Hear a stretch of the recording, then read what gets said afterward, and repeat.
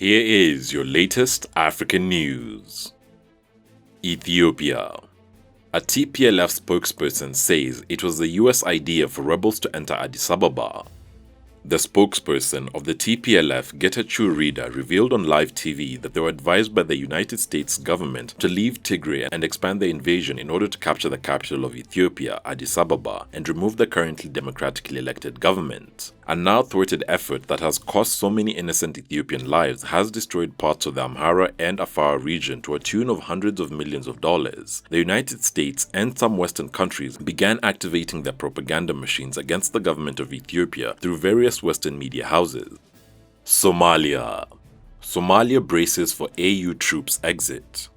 Somalia has formed a steering committee of commanders from various security agencies to discuss the imminent takeover of national security from the African Union mission, AMISOM. AMISOM was created in 2007 to help the internationally recognized government in Mogadishu regain control of the country and fight Al-Shabaab. Countries contributing troops to the mission include Kenya, Uganda, Burundi, and Ethiopia. The AU mission's mandate is set to formally end by 31st December, but the UN Security Council might grant it a temporary extension. Government officials, including ministers and security commanders, attended the meeting aimed at assessing the security progress. The government has been holding meetings with AU and UN officials on the matter. In October, the African Union's Peace and Security Council proposed a plan to establish a UN-AU hybrid mission in Somalia to replace AMISOM, but this was rejected by the Somali government.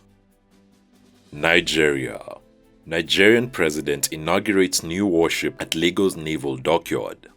Nigerian President Muhammadu Buhari inaugurated recently acquired warships and a seaward defense boat built locally by naval engineers at the naval dockyard in Lagos to bolster the Navy's efforts in the fight against maritime criminality in the Gulf of Guinea region. Previously, the Nigerian state had called on Buhari to take over and revamp one of the largest ships on the fleet of the Nigerian Navy. The notion was sponsored by 15 lawmakers in the lower house. President Buhari came to the commissioning of the third seaward defense boat, SDD, christened NNSOG, built by the naval dockyard. The world has seen an increase in the number of piracy attacks on ships from 162 in 2019 to 195 in 2021, according to Statista. Waters off the Nigerian coast experienced the highest number of attacks in 2020, with over 35 cases reported off the coast of the country. East Africa. Speaker rejects changes to bill to allow Rwanda and Burundi lawyers to practice in Kenya.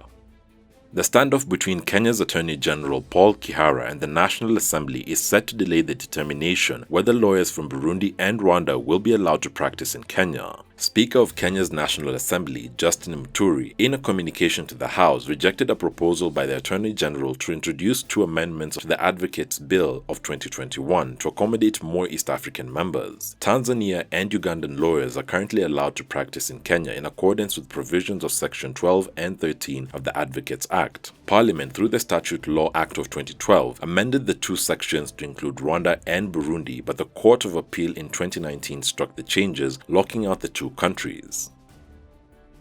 Diaspora.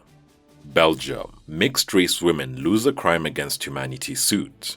5 mixed-race women who were taken away from their black mothers in infancy and sued the Belgium state for allegedly committing a crime against humanity have lost their case. Lawyers and relatives this week say that they will appeal the Brussels court's ruling. The women had hoped Belgium would recognize responsibility for the suffering of thousands of mixed-race children known as métis. The children were snatched from their families and placed in religious institutions and homes by Belgian authorities that brutally ruled Congo from 1908 to 1960.